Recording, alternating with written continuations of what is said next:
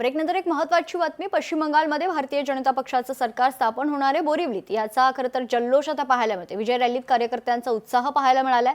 रॅलीत भारतीय जनता पक्षाचे पदाधिकारी आणि कार्यकर्ते सहभागी झाले होते.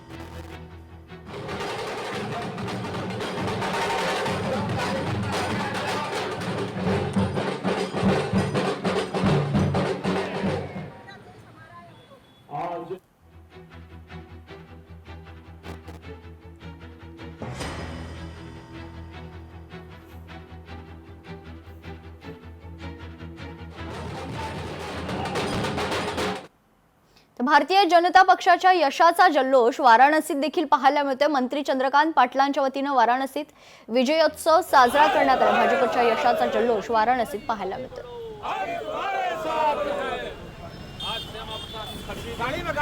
सपना था वो आज पूरा हुआ है। ऐसे कमल के फूल खिलने से हम सब पूरा देश और काशी अपने प्रधानमंत्री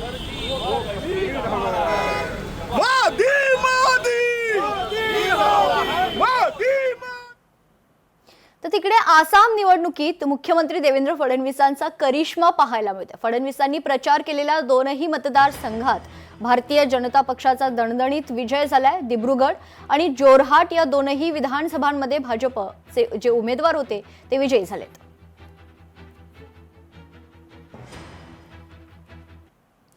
दरम्यान डीएमकेला तामिळनाडूच्या नागरिकांनी खरं तर योग्य उत्तर दिले अशा शब्दात भारतीय जनता पक्षाचे आमदार तमिळ सेल्वन यांनी प्रतिक्रिया दिली. राज्यात पुन्हा एकदा लोकशाही प्रस्थापित झाली असं देखील तमिळ सेल्वन म्हणालेत.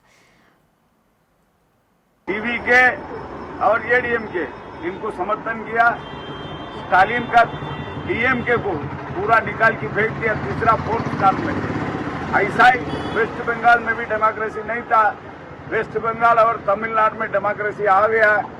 यहाँ पर असली सुदंदर सम्मानीय पंतप्रधान नरेंद्र मोदी साहब का आशीर्वाद से सुदंदर वेस्ट बंगाल में मिला, यहाँ भी मिलने वाला ही है. महाराष्ट्र का अंदर सम्मानीय मुख्यमंत्री देवा बाबू देवेंद्र फडणवीस विकास पुरुष कैसा काम कर रहा है, ऐसा तमिलनाडु में भी अच्छा सरकार आ रहा है.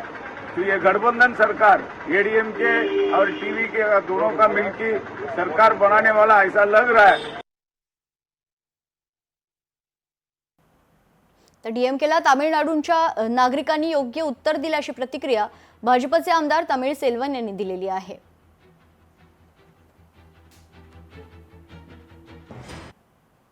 भाजपनं प्रचंड मेहनतीनं यश मिळवले अशी प्रतिक्रिया आमदार जयंत पाटलांनी दिली. भारतीय जनता पक्षाचे अभिनंदन असं देखील जयंत पाटील म्हणतात.